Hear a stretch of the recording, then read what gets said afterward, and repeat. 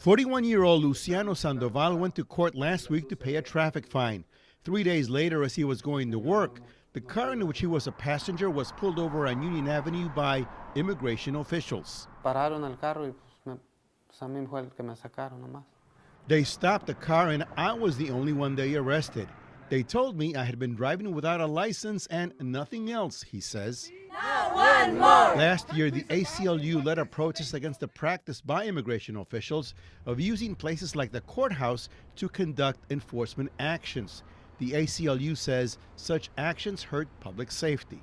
These types of enforcement actions really deter people from going to the courthouse, from complying with their legal obligations, accessing important court services like marriage licenses, like restraining orders, and deterring from people from serving as witnesses in criminal prosecutions. In this letter dated January the 10th, ICE agreed to stop using the courthouse to arrest people.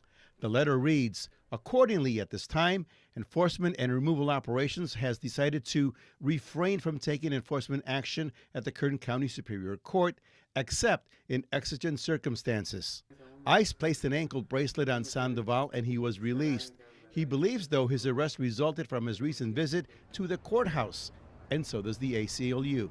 They're using information they gather from the courthouse and using that to conduct arrest and enforcement actions. That's exactly what ICE National told us they were going to stop doing. ICE says it is reviewing the case and issued this statement.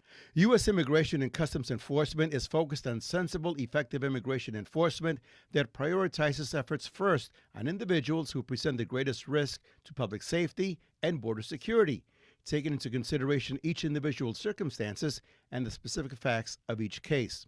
Kern County Superior Court Officer Terry McNally says court personnel are not involved in any way with ICE actions. I've looked at this upside down in all ways. I cannot find anything that would corroborate this rumor that somehow we're providing information that leads to arrests relative to immigration status.